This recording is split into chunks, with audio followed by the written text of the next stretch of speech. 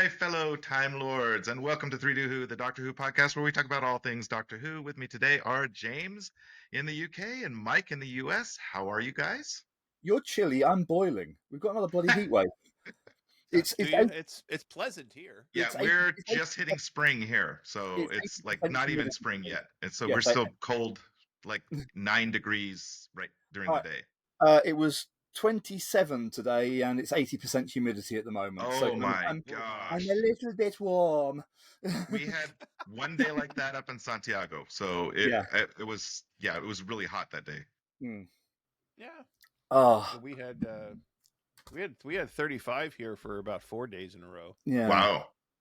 Yeah. Okay. Congratulations Yeah, on the move, though. Congratulations on Thank you. surviving it. Yes, I survived. I'm alive. We've got internet. We've got a house, and just What hopefully more do soon. you need? Yeah, A job, well, right? a job and getting married. So Yeah. we're still waiting on that because we're waiting on a sale to go through from his old house, and we can't change his married status until after that appraisal goes through and the sale goes through and everything. So And based on your weather forecast, you've got chills. They're multiplying. yes, You're definitely losing control of us. right. Anyway, So Mike, how are you? I'm fine. Aside I'm surviving. from stuck with us goofy.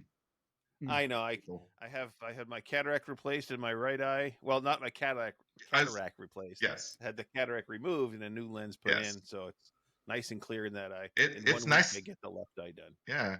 It's nice to get rid of those old cataracts.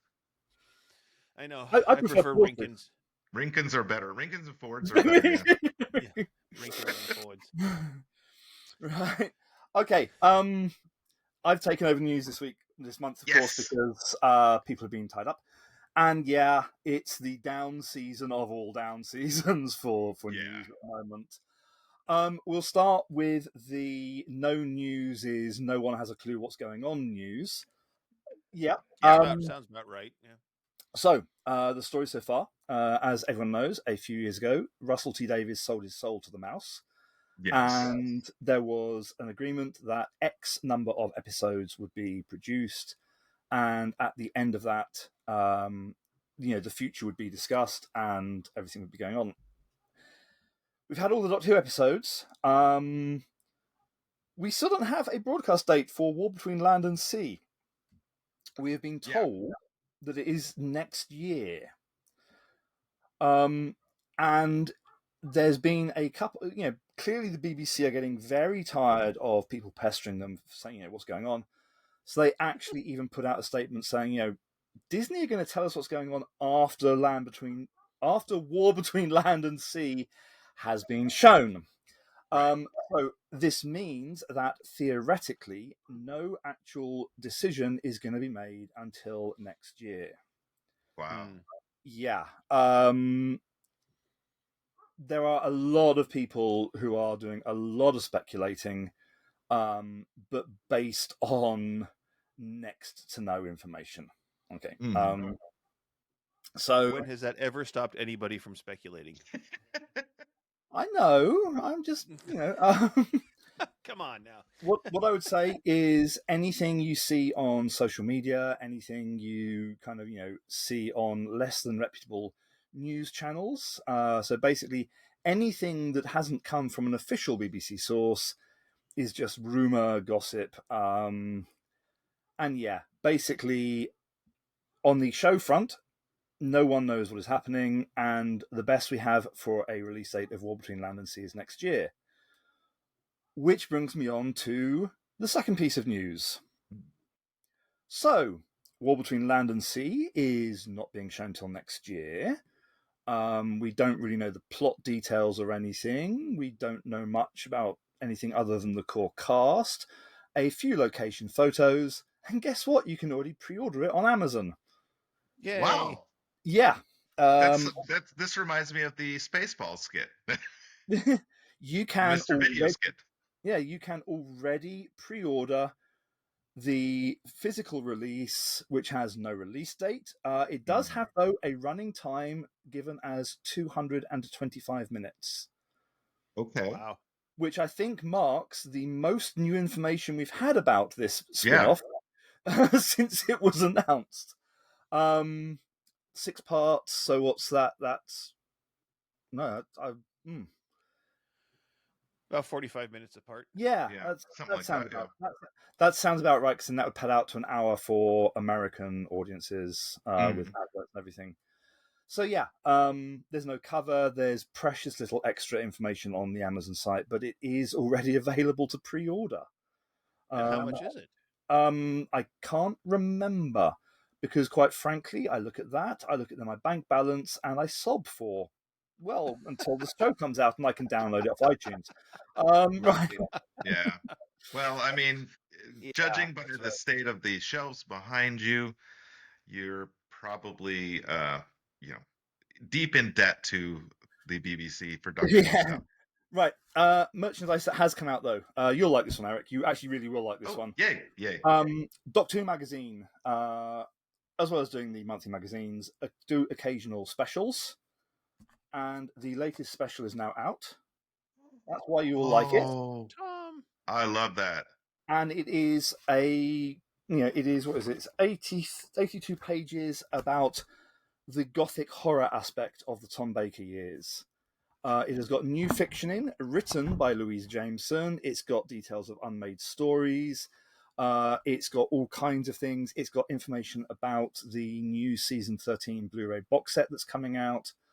Basically, yeah, it's actually I've been a bit scathing about DWM Online recently, but this one, hats off to them. They really have pulled the boat out, and it looks really good.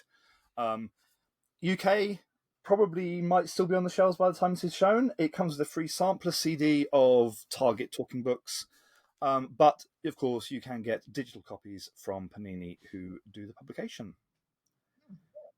And finally, another one for next year. Yeah, I told you this was the down season to do all down seasons. Right. The BBC don't seem to learn from past experience, because they have announced another multi-platform event for 2026. The fact that you are the fact that you are kind of looking completely baffled, to me, suggests you may not have realized there'd been multi-platform events before. Not really. No. That's how successful they were, and the BBC is pushing on with them. Right. A brief history before we drop the bombshell. So quite a few years ago now, they did a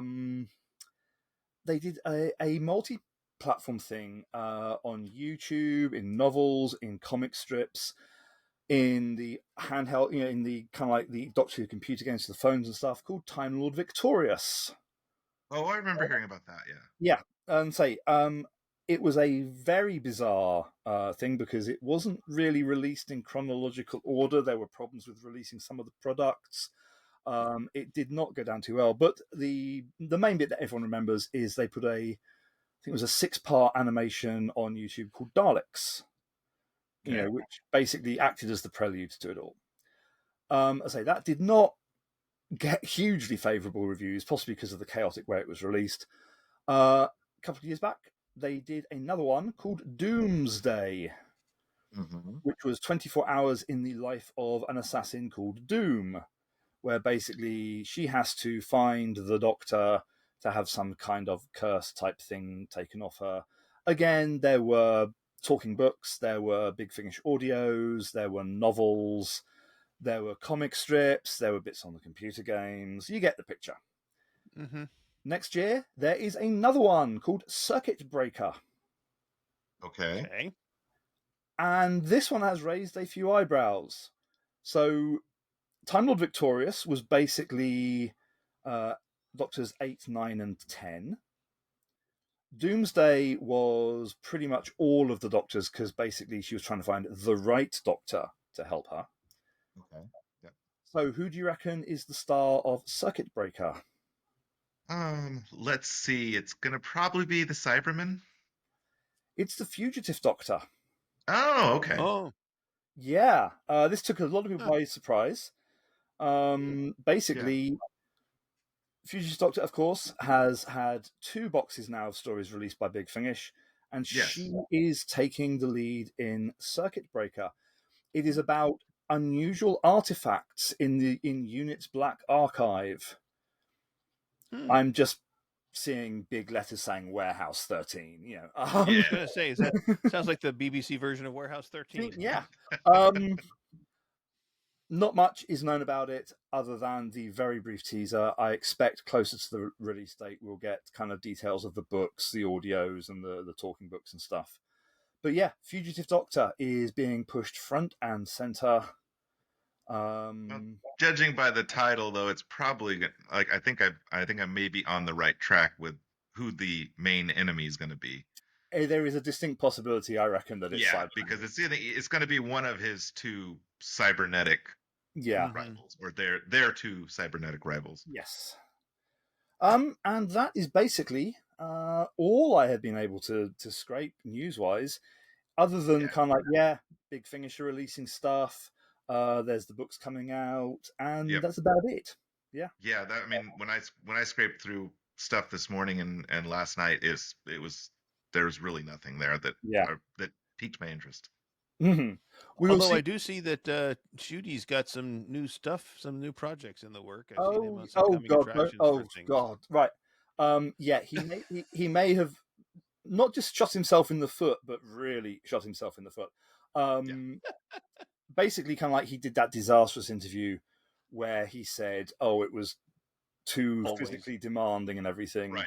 Oh. And the stage role he's got at the moment sees him jumping and leaping and everything around the stage, and it's just like, so you couldn't do Doctor Who, you can do that then, So there's Shooty is obviously kind of in employment, but let's just say that some of the publicity photos raised a few eyebrows when compared to his statements about why he stopped doing Doctor Who. Yeah. Right. So I guess that leads us to our topic of this month, which is the movie. It's just titled The Movie, which is really weird. I don't know why they couldn't have given it a better title than that, but that's what it is, The Movie. Yeah. I'm just going to see, I've got various bits in front of me. It's actually usually just referred to as Doctor Who. It's not even referred to on most of it as Doctor Who the Movie or anything. Well, yeah, if you search for it on like Amazon or YouTube, you have to put in Doctor Who the Movie. The movie. Yeah. If you don't put in the movie, you're never going to find it, because it buries it so deep in the algorithm because nobody likes it. I'm very fond of it. Now, let me give my spiel about this, because there are scenes in it that I like, and there are things about it that I like, but there's a lot about it that is just like, why? Just makes your head hurt. So today we're going to be talking about Doctor Who the Movie, a combined attempt by the US and the UK to restart Doctor Who franchise that fell on its face harder than Tom after an all-night bender. The story starts out with the 7th Doctor, played by Sylvester McCoy, transporting the Master's remains back from Skaro as he is forced to land on Earth in 1999, just before the year 2000. Due to landing in the middle of a gang dispute in San Francisco, the 7th Doctor is shot and taken to the emergency room, where the heart surgeon Grace Holloway ends up killing him while she's trying to correct his unusual heart rhythm. The Doctor regenerates in the morgue, and Paul McGann becomes the newly regenerated 8th Doctor. And that's about the best thing I can say about it. Paul McGann was I really think that Paul was the best thing about it. Eric Roberts plays an incarnation of the Master that is pretty less than scary. As a side note, the Master kills the wife of his host body, who's named Miranda, who is also played by Eric Roberts' real-life wife, Eliza Roberts. And on a fun note, the Doctor is now half human. I've got an update on that. I have. In my opinion, Paul pretty much carried the entire cast. The Americans didn't seem to have any idea what was going on. And so what do you guys think? I'll let Mike go first. Okay. Well, where to begin? When you said that he lands in the middle of a gang war, I'm like, that didn't strike me as a gang war. Well, it was scene, but tiny gang war, a very tiny gang. it was a gang skirmish. Mhm. Where should I begin? I don't know. This is what happens when you try to do too much with too little. Yeah. It seems like they took every idea that they wanted and threw it on a board, and whatever stuck, that's what they built the story about. Yeah.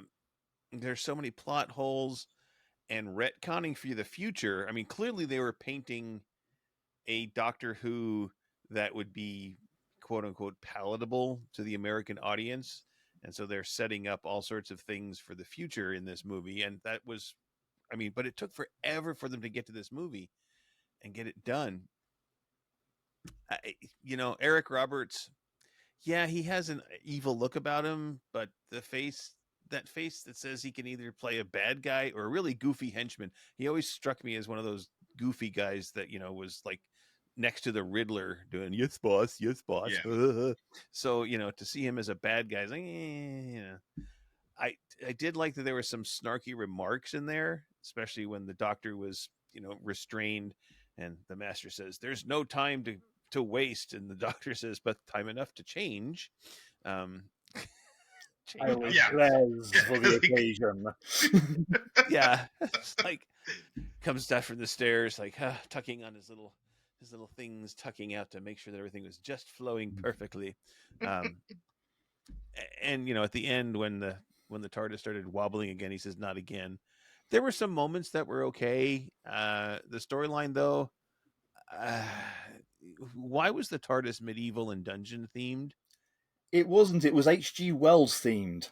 H.G. Wells themed. Okay. And Jules Verne themed, and kind of, science fiction romance themed. Again, thrown to the room that the Eye of Harmony is in looks very much like a dungeon. Right? Yeah. And he it happens even had places to restrain the Doctor. Yeah. Yeah. I mean, and it was just like, it reminded me actually of the Dark Crystal when they walked into that. Oh room. yeah, yeah. I was waiting to see the Skeezix up there going, and podlings all around.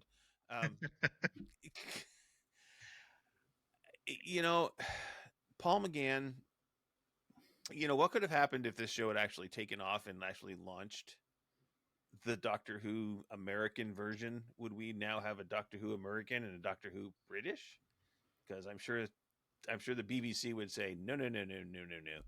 But if this was your first exposure as a Doctor Who listener or watcher, or somebody says, "Hey, watch this movie, you're gonna love it," no, that's not a good first exposure for Doctor Who. Don't do that. I don't think you become a Whovian after that. But I did think it showed there was some interest in the franchise, and it could have at worst killed it off completely.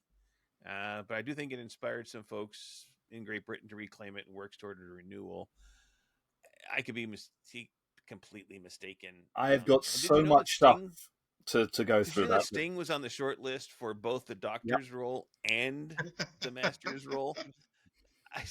That would have been something. That would have been very, very. I think he would have been a better Master than Eric Roberts. Yeah. Kevin Spacey was on tap for the Doctor also. Could you imagine that one? Thank goodness. They dodged a bullet there. They dodged a bullet there, yes. Yeah.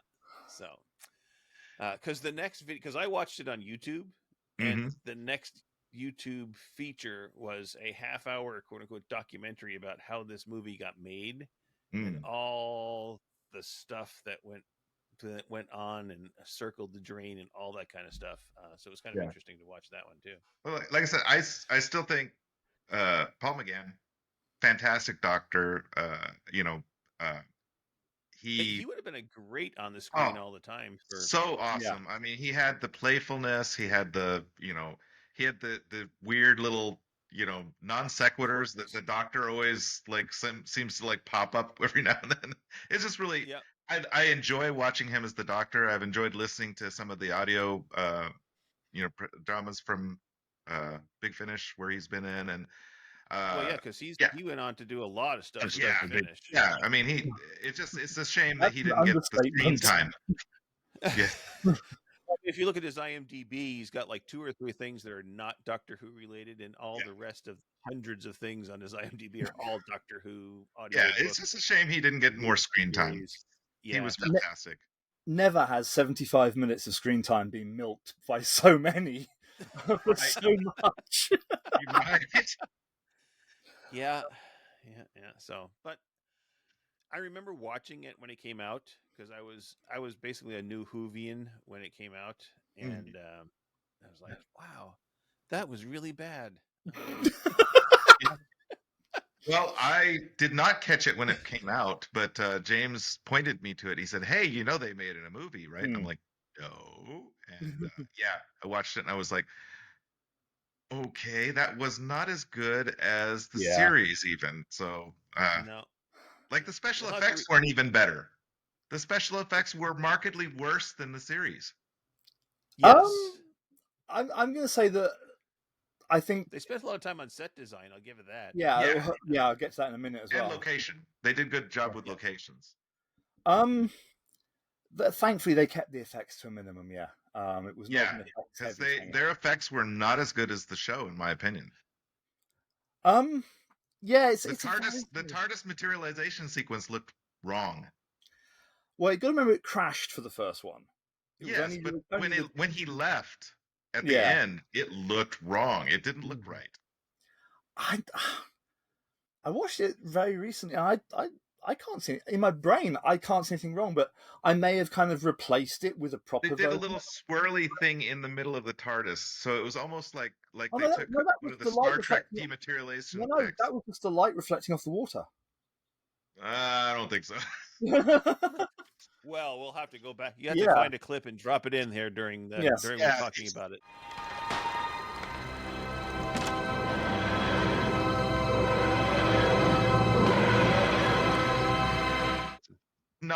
It's not as good as the effects from the show. No. It's. I mean, I love. I'm gonna say unashamedly, I love watching it. I know it's terrible Doctor Who. You know, I know that it is really not Doctor Who, but there are some bits of it which just fill me with delight. It's like when the policeman kind of crashes the motorbike. Right. And then comes speeding back out of it and just Yeah. does not stop. Sorry, Yep. we'd waited like 33 years for that joke. Yeah. You know, they actually built for that joke a super wide police box. I would imagine because trying to get a motorcycle through the actual correct size police box would have been rather difficult. than just like dub the police box over in post prod. They built. It's like the library that you see. That's not just kind of like plastic sheeting of book spines. Each of those is a real book. Yeah. Okay. Yeah. Right. I wasn't a big fan of Grace understanding how the TARDIS worked immediately by walking through it. I mean, she walked in, she didn't give the awe or anything, and he mentioned something, and she says, "Oh yes, it's spatial displacement for blah blah blah blah blah blah." I'm like, wait a minute. Yeah, you're a heart surgeon. How did you learn this stuff? She's watched Star Trek, basically. Oh yeah, apparently, yes. Let's say, and yeah, it's really not English enough. I mean, Doctor Who is one of it's just we're fed up of alien invasions being in America. We want them in like the small bit around London most of the time, preferably a quarry, preferably when it's raining. But the heart was in the right place, and gave us Paul McGann, gave us the Eighth Doctor. So you've mentioned the kind of a little bit of the behind the scenes stuff. So I thought kind of rather than try and explain everything that's gone on since, I'd start off with what went on before it, because believe me, it could have been so much worse. Okay. We're going to begin with a book called The Nth Doctor. Right. Paperback, of course, long since out of print. I mean, this was 90 something, 97. So it came out after the TV movie. And basically, it details all of the failed attempts to get Doctor Who back on the screen before the TV movie. If you read it, be prepared to cry. Not because of what not because of what you've lost out on, but because it details what we might have got and the relief at not having the Doctor hunting down his father, Barusa, in a rapping TARDIS. Wait, a rapping TARDIS? Yes, because in one of the many failed attempts to get the show back, the TARDIS spoke and occasionally rapped. No. Yes. I like that the TARDIS is the Doctor's silent partner. Yeah, I don't think the TARDIS needs a voice. It was nice when the TARDIS became a a person for a little while, so that the Yeah. Doctor could interact in a more intimate level. But Yeah. yeah, not yeah. I think that should be once in a while type thing, not a Yeah. not an everyday. But basically, yeah, we've got 1, 2, 3, 4, 5, 6 details of 6 failed attempts to get the series back. And yeah, Wow. believe me, we got off lightly, Oh yeah. we really Well, got we off. saw what they did to K9. Yeah. Right. Yeah. Okay. It was quite a big deal. I mean, it came out of nowhere. Basically, Doctor Who was dead in the water. Everyone thought as fans in Yeah. England, we were really used to. It's like, there's another movie coming out. Yeah, we'll wait for the cancellation article next issue. Mhm. And then suddenly, right, this is the November 1995 edition of Dreamwatch, and it contains an interview with Philip Segal, the gentleman who did bring it back. It's only a 2-page thing because it's 1995. He hasn't kind of got everything finalized, everything set in place. But I do want to read you one bit of this. Okay. The interviewer asks, "What about the fear that the series will be Americanized in terms of having to be an all-out action-adventure style show?" Right. "No one sets out to make conventional and standard fare. We don't want talking heads and we don't want standard American TV action.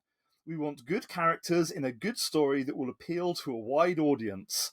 Whether we get that or not is a whole other story." Yeah, Right. the whole other story being the TV movie. Right. And yeah, it's an interesting read because it's very early on.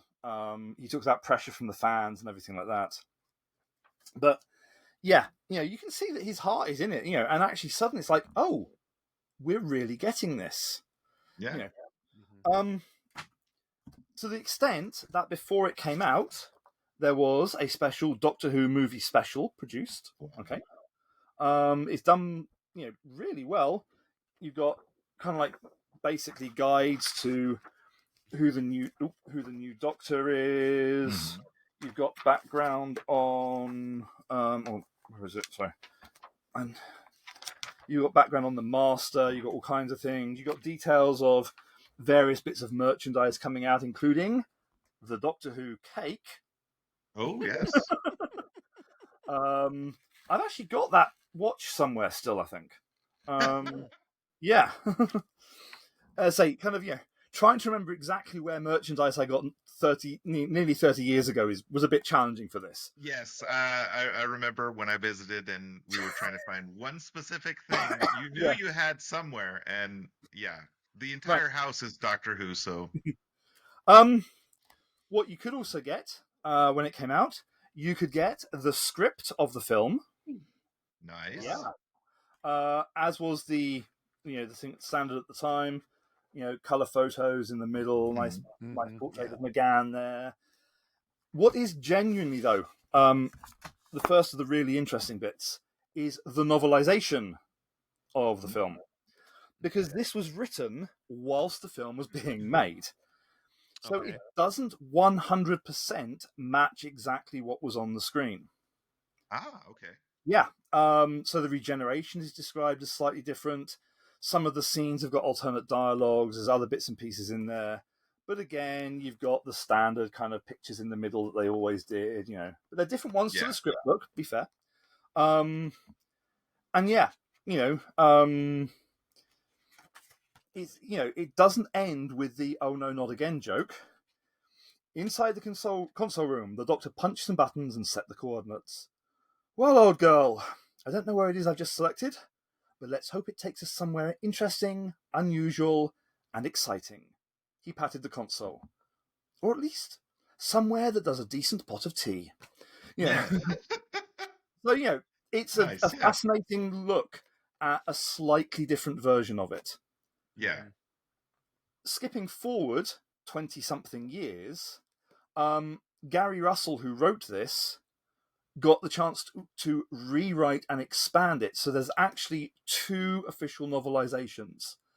Oh, So, for nice. example, in this one, which was being written at the time, there is still a very kind of brief bit in the TARDIS where the Doctor is kind of thinking back about kind of, what's been going on in his life.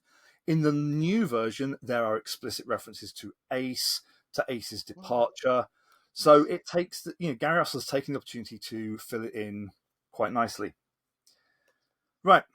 Where things get complicated is with the rights issues. Okay. It's come out many times on DVD and You've Blu-ray. talked of this before. Mm-hmm. Yes. The reason it has never been done as a brand new transfer from the film print is because up until recently, Fox owned the prints and wouldn't let the BBC have them. Yeah. Typical Fox. It's also why Grace doesn't appear in vast swathes of 8 Doctor stuff. It's why Chang Li has never turned up. And up until recently, it's why the Eric Roberts Master had never turned up. Because basically, again, Fox owned the rights. But, as I said, they have eased up on all of that, more of which in a bit. What we did get, though, was we got the merchandise war. Okay.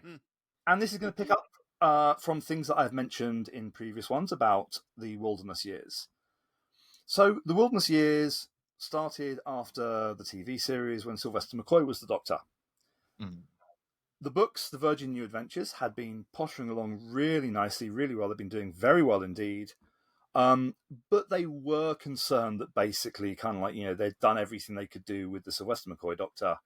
And they were even talking about regenerating the Doctor in the books.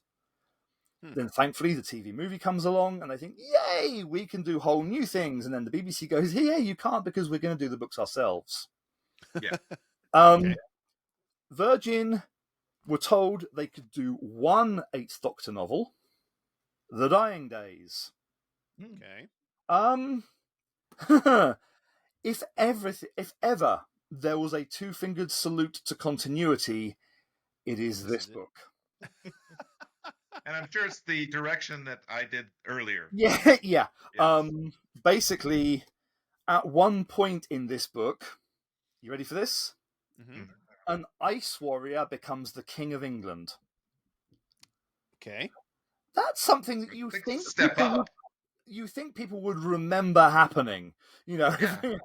And of course, title The Dying Days because they think, oh, we've got one book with the 8th Doctor. All I will say is that at one point they throw the Doctor out of a plane at 60,000 feet without a parachute.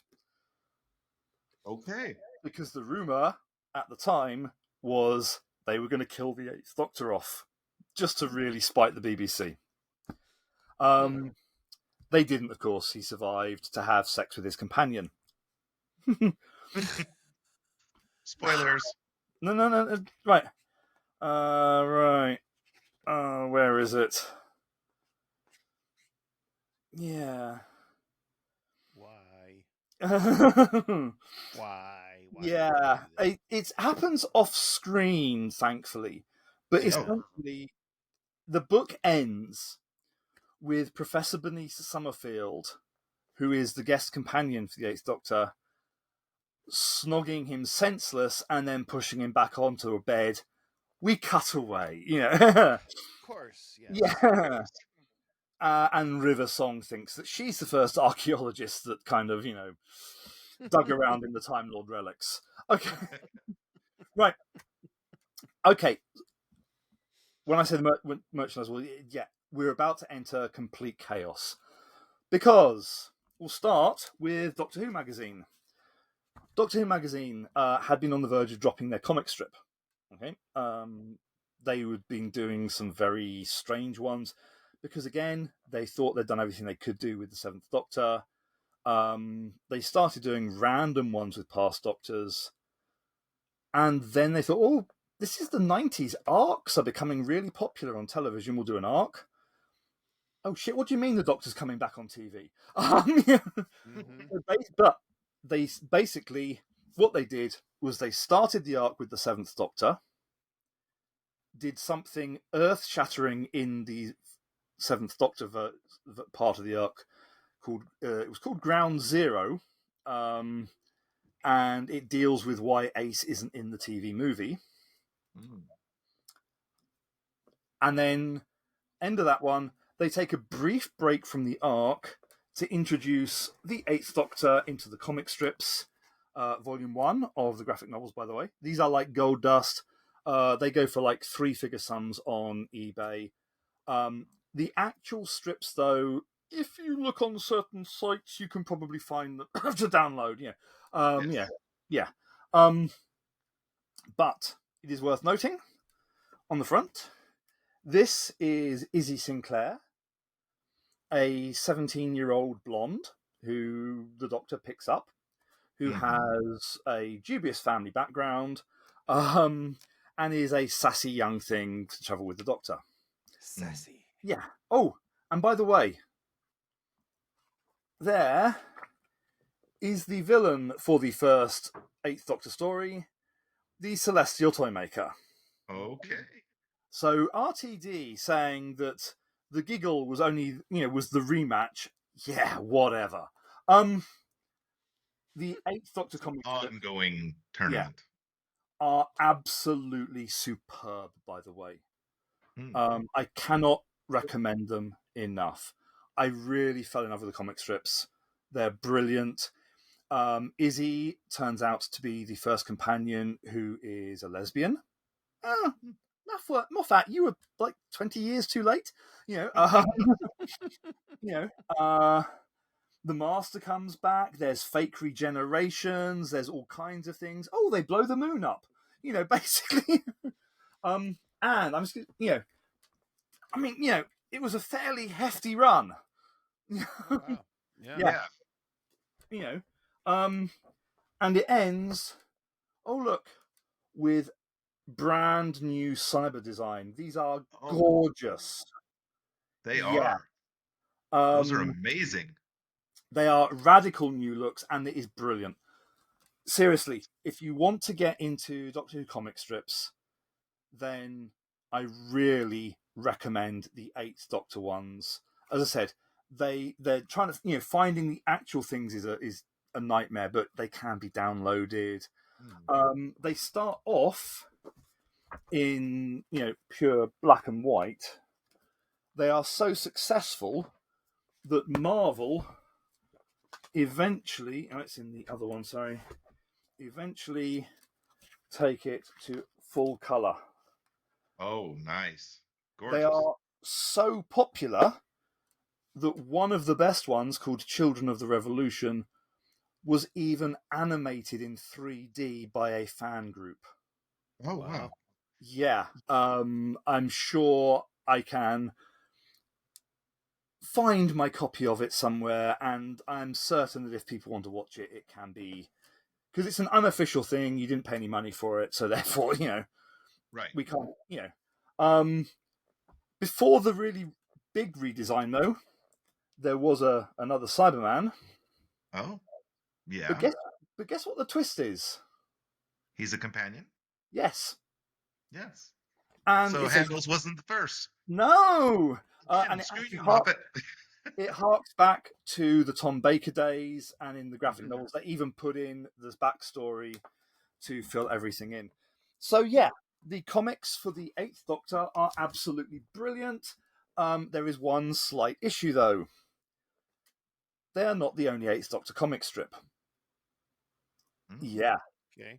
This is, again, we think of kind of like, so you've got the DWM comic strips, you've got the Titan comic strips and stuff. We think of these kind of like multi thing, being kind of a new thing, the Radio Times actually had a science fiction page. Again, if I can find a copy, I will scan one in and we can drop a picture in. The top half of it was about a science fiction show of the week or of the past or whatever. But yeah, for 52 weeks, there was a mini Doctor Who ongoing comic strip at the bottom of the page in the Radio Times, Very nice. where the Doctor, not only did the graphic novels have an alien companion as well as a Cyberman companion, the Radio Times one had a Ice Warrior as the companion. Okay. Right. Okay. So we have our first minor continuity problem in that you've got the DWM comic strip and you've got the Radio Times comic strip. You've then got the BBC publishing their novels. Right. Once you take out the Sylvester McCoy bit at the beginning and you kind of like start the stop clock from the regeneration, Paul McGann is about 70 odd minutes of the TV movie. Yeah. And there are 70 odd novels based on the Eighth Doctor. They pretty much managed to do one novel for each minute that the Eighth Doctor had screen time. Nice. Yeah. The original run is a bit controversial because no one really knew what was the audience. Okay. The Virgin books had built up a very steady audience. They'd got their own mythology. They'd got their own continuity and everything. So, next exclusive for today, I've really pulled the boat out for this one as the Eighth Doctor. The Virgin guidelines, the last copy of the Virgin Writers Guidelines, runs to 35 pages. Okay. Wow. If you were a prospective author, you could contact Virgin, you could get the 35-page guidelines for writing a book. Okay. And of course, the BBC said, we're going to do them. So the BBC published their own guidelines, all 3 pages of them. Boy, Right. They've really pulled out all the stops. Yeah. Yeah. Okay. Some interesting bits from it, because, yeah, I do feel as though this kind of was how it started, but didn't then stick like this. Okay, so the first interesting paragraph is, the novels will stand alone independently of each other rather than forming an ongoing series. References to past events won't be completely eradicated, and there may be sequels to some stories, but in general, the novels will be autonomous, and the reader needn't have read all the previous books to understand the nuances of the plot. Each novel will be around 75,000 to 80,000 words in length, and the first few months, it will be led by established authors. Please do not send in manuscripts before 9th of September 1996. And yeah, actually the first 10 or so, they are pretty standalone. What I would say, though, is it is very difficult to dip in and out of the Eighth Doctor novels once they hit their stride, because they form plot arc after plot arc after plot arc, and they get complicated. Other bits that are of interest. Yeah, if you're a first-time writer, please buy or borrow a book on how to write a novel. I've heard tales of what Virgin had submitted to them, and it's just like, yeah, okay. All characters you use should be well drawn and must act in a consistent and credible manner. Well, the TV movie didn't stick with that one. Right. Past references to characters in Who history must be accurate. Yeah. Right. Going back to one of your comments earlier, if I can find it, explaining the ancestry of the Doctor. Please don't do this. He's a being of mystery and should stay that way. We don't need to know too much about him, which includes whether or not he's half human. Let's just say, I think the BBC were anticipating what the fans were going to try and do. And the final one, parallel/alternate universes also feature quite heavily, often in synopses. These have formed the basis of some excellent novels, but can be difficult to sustain. If you are going to include a parallel universe in the plot, you should make sure that you work out the boundaries and stick to them. Well, there Since was when has already. Doctor Who ever done that? I'm about to say, the first book is called The Eight Doctors, and basically it shoots the range in the foot because it's trying to sell to people who don't know what Doctor Who is, and by this stage, people who don't know what Doctor Who is aren't going to be buying Doctor Who books. Right. The companion in the first run is Sam Jones, who is a 17-year-old feisty blonde. Yeah. Yes, the great depths of imagination. That does change, though. They realise behind the scenes there are issues with the character, so they write her out for a batch of books. They age her up. She's away from the Doctor for 3 years. In the books where Sam Jones isn't one of the companions is, would you like to guess? No clue. It could be anybody. The Doctor hooks up with Susan. Oh, okay. Oh, not hooks up. No. Oh, thank God. Yeah. And yeah, so basically the Eighth Doctor does a book traveling with Susan, which again, RTD might have wanted to consider before he started bringing Susan. Yeah. Right. I say the books do get a bit complicated, but they do bring in loads of new companions over the course of the 70 books.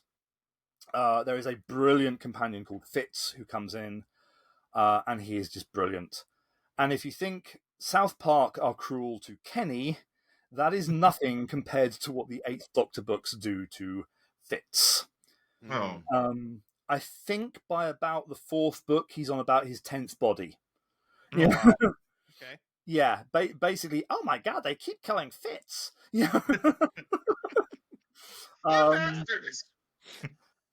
It's also, whilst he's traveling with Fitz, the Doctor basically says that he's non-binary and says he's not even sure if he's male. So yeah, the books we're ahead on that front as well. Yeah. Right. Comic strips and books are in battle because basically you've got people who read books. There's very little crossover seemingly between the fans who like the books and the fans who like the comic strips, and they definitely very much go their own way. And then Big Finish come along and they say, oh, well, we've actually managed to finally persuade Paul McGann to do a season of audios. After season. You've got the comic strip Eighth Doctor, you've got the novels Eighth Doctor, you've got the Big Finish Eighth Doctor. You could basically do the 3 Eight Doctors as a story and it would be chaos. Right. Whereas the books and the comics are a bit difficult to get hold of. As I've said, I think previously, the first 50 or so Big Finishes are available on Spotify. So that means that, depends exactly where the cutoff point is, but essentially the first 2 McGann seasons are available on Spotify. Nice. It sees McGann hooking up with Charlotte Elspeth Pollard, a feisty 18-year-old who's blonde. Yeah. Another blonde, yes. Yes. The doc has a thing for blondes, apparently. Oh, it's going to get so much worse in a moment as well. Okay. Yeah. And yeah, they are very arc heavy. The first season has got an arc that is loosely based around a monster called a Vortizor. Okay. It was, I think Big Finish were caught off guard by Paul McGann saying yes, he would do them, because they actually reused 2 fan scripts from a range called the Audio Visuals. And it's not really plagiarizing because the people who did the audio visuals morphed into being Big Finish. They were basically reusing their own stuff. You got Storm Warning. It was a big enough thing, by the way, that Doctor Who magazine gave away the first episode of Storm Warning as a free promotional CD. It's a slightly different edit. It does not have the official Eighth Doctor theme on there because they wanted to keep that as a surprise for the official release. And because the episode is only 25 minutes long, they got McCoy to do an exclusive, audio to go with it, which was also based on an audio visual. And yeah, the first season is based around this monster called a Vortisaur. There are hints that something bigger is going on. That something bigger is revealed in season 2. I am in the middle of a Big Finish marathon of the main range. I've only started doing it recently. I've literally a week ago finished the second season of the McGanns. They work as seasons, but I would very much recommend listening to those separate from the other main range ones, because if you listen to them all in release order, your head is going to melt with certain contradictions, but I won't do any spoilers. For the 40th anniversary, that big plot line was ended in a multi-disc release called Zagreus. It's nearly 4 hours long, I think. It is 3 very full CDs. It got mixed reviews at the time. I hit it again next week. Apologies if you hear me sobbing. But at the end of that... All the way from the UK? I don't think I'll be able to hear that. You haven't heard Zagreus. There is that. It does then, at the end of it, they launch a whole new arc, which they had great plans for. And they said, yep, this is kind of like an open-ended arc. We're going to put the Doctor in a whole new universe. Therefore... Sure, why not? Well, no, because it gets around, the reliance on Daleks. It means there's no continuity issues, everything like that. They say, yep, we're going to put him in there, and he's going to stay there. It's not like a one-season thing. This is the 8th Doctor from now on. And then RTD comes along and says, excuse me, we're making a TV series. Can you cancel that arc, please? So after 2 seasons in the alternate universe, it does come to an end. And it is great fun when they then start slotting the McGanns in with the main range, working out which stories were left over from the arc that they hastily then rewrote. He's still traveling with Charlotte Elspeth Pollard, Charlie. He's got a new companion, Keres. And yeah, Keres is an alien. It's a really, a different TARDIS dynamic. I'm not going to say that the arc is brilliant, but there are some really good individual stories in it. Right. And you remember when Tennant left? He did his 3 seasons, and then did that kind of year just of the old specials. Yes. Big Finish helped out by making a series for BBC Radio, starring Paul McGann, which sees him travelling with Sheridan Smith, the actress, playing a character called Lucy Miller. Lucy Miller is a feisty 18-year-old blonde. Yes. I'm seeing a pattern develop here. It does not help that Lucy's first appearance is incredibly similar to Donna Noble's first appearance in The Runaway Bride. The storyline goes in a totally different direction, though. Prepare to have your heart ripped from your body by the end of the 4 years. Yeah, it's a very, very well thought out. I actually think the development over those 4 years is genuinely superb. And then, so Charlie leaves. Big Finish do something with Charlie's departure that that TV could never do. Charlie leaves the 8th Doctor to start travelling with the 6th. Oh, okay. Well, yeah. That's kind of... They kept that really, really quiet because everyone knew that Charlie was leaving in this particular story. And then they put a post-credit scene on, which everyone thought, oh, this is just a really sweet... Oh, she survived after all, but she's stranded on the... Oh, there's a TARDIS material. Hold on, there's a TARDIS... Why is that not the background? No... And then Colin Baker says, who are you, kind of thing. It's just like, oh, shit. Going to get even more complicated in a minute. Basically, Audio-wise, the Charlie stuff sort of leads into the Lucy Miller stuff, even though the Lucy Miller stuff was still being released while Charlie was still in the TARDIS in her set of stories. The Lucy Miller stuff then leads into the box set era, Big Finish, rather than releasing just kind of like individual stories. Basically did McGann's seasons of 16 stories, 4 stories per box, and 4 boxes to complete the series. The first season, or the first batch of 16, is called Dark Eyes. It features the Daleks, it features the Master, features Time Lords. It's a huge thing. Introduces a companion called Molly, who is a 1-series companion. But it also introduces Livchenko. Is she a 18-year-old blonde? Blonde? No, she's Feisty. 26. Oh, okay. But she's blonde and feisty. Okay. Of course. 2 of 3 is good. But it also introduces eventually Livchenko, who basically is still traveling with some ranges of the 8th Doctor. She is an amazing companion.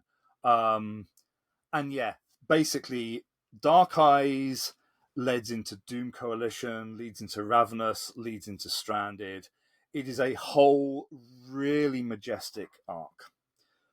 And then if you want to really confuse things, whilst the Doctor is travelling with Helen and Liv in the TARDIS, there may be hints of lesbianism amongst the crew. I'm not going to say who, how, or why, because there's also transgender companions.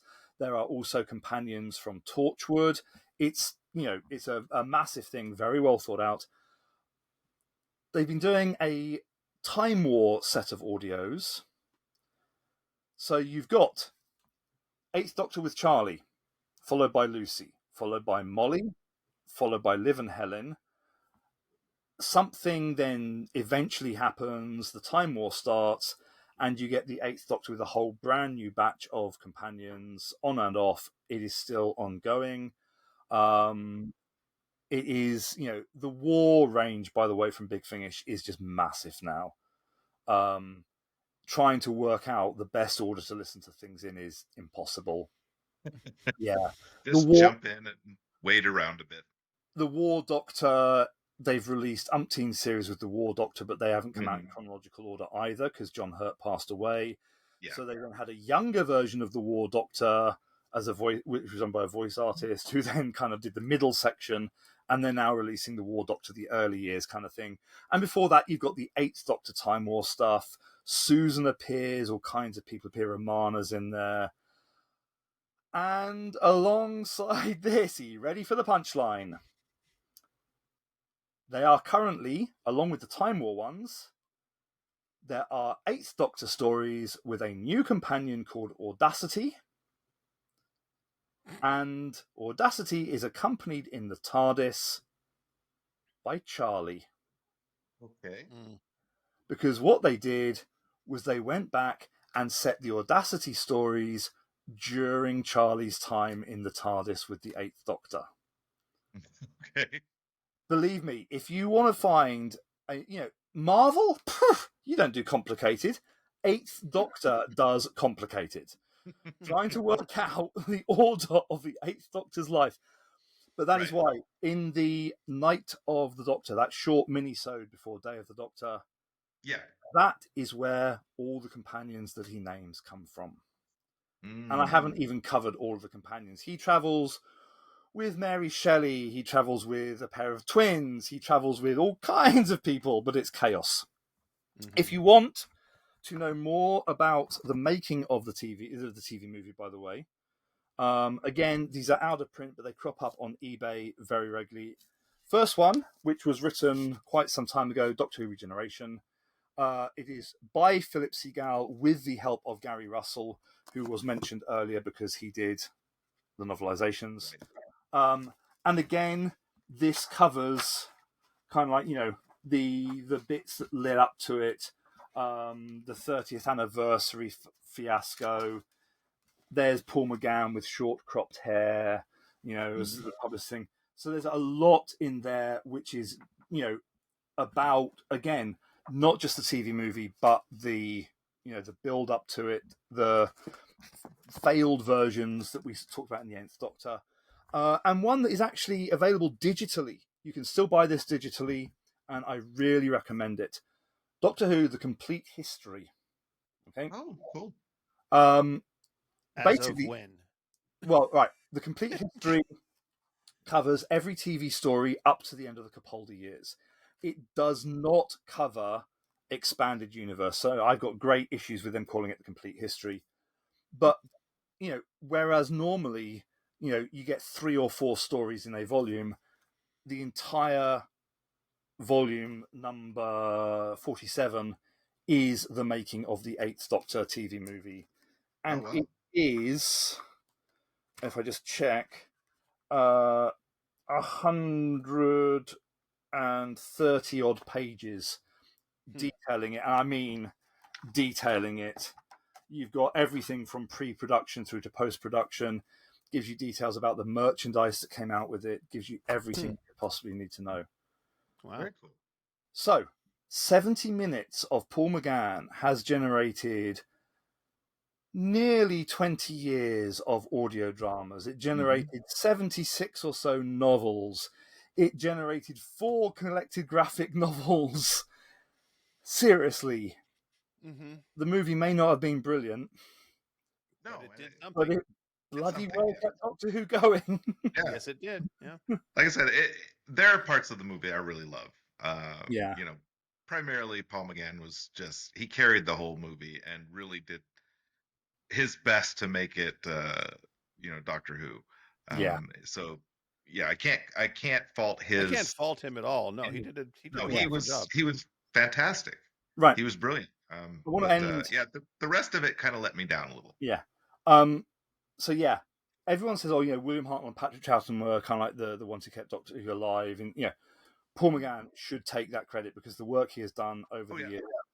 Right. I've got permission to do this from Mr. Eric, because there is a podcast that I very occasionally guest on, and it is done by a gentleman called Kenny Smith, and it is called Pieces of Eighth. Okay. And it covers the Eighth Doctor stuff in amazing detail. Okay. No, most podcasts will just talk about it. He has managed to get exclusive interviews with the writers, with the artists, with the cover designers, with the range editors. He, genuinely, if you've got any interest in the Eighth Doctor, based on what I've just raced you through in about 25 minutes, Pieces of Eighth. They're covering each novel in detail. They've got interviews with the authors, readings from the novels, all kinds of things. And yeah, Kenny is basically the reason I got into podcasting. Okay. So I thought I wanted to get that in because Kenny has really been fantastic supporting me with kind of like doing the readings and stuff, doing podcasts and stuff. And he is a brilliant. By the way, your reading from last month was really fun. I enjoyed it a lot. And yeah, if you want even more readings from me, HBWhoTube on YouTube, which does include a complete Eighth Doctor novel. Nice. Yay! Set in the parallel universe with a past companion, the current companion, and all kinds of stuff that the BBC Writers Guidelines said don't include. Nice. Yeah. Nice.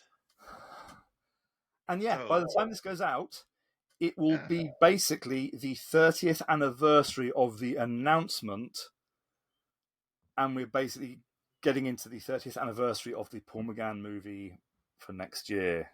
Wow. 30 years. Maybe they'll remake it. There are rumours about the box set because, say, the BBC now have access to the film transfers, because you'll find that all of the DVDs that have come out have just been upscaled versions of the original DVD. There is talk of a new transfer, new extras, all kinds of things. Nice. Keep you informed if I hear any more. Yeah, yes, please do. Mm.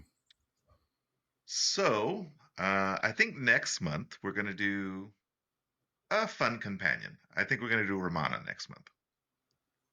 Romana. Okay. Mm-hmm. I forgot to mention that the Doctor, Oh. the Eighth Doctor, also travelled with Romana. Anyway, No, you did mention that. You yeah, did mention that, but no, yeah. in a webcast. Forget all this. Mm, Forget streaming being modern. Doctor Who was yeah. netcasting in 2000 and something, 2001, 2002, and very, very important. They did one called Sharda, but I will talk about that next month as part of the Yay. Romana story. Thank you. Nice. Great. Well, thanks for joining us on another journey through time and space with the Doctor. Remember, you can support the show by liking and subscribing on YouTube or subscribing on Buzzsprout for as little as $3 a month. You can send us an email at 3dowho@gmail.com or a text from 3dowho.buzzsprout.com. The link is at the top of every episode's show notes. Please make sure that if you want a response, if you're going to Buzzsprout, that you leave your name and a way for us to contact you if you wish to be responded to, as Buzzsprout doesn't seem to have that feature yet. But yeah, you can follow us on Blue Sky at 3dowho.bsky.social or join us on our Telegram group chat at 3dowho. And that's it. Thanks, everyone. Thank you. Everyone have fun.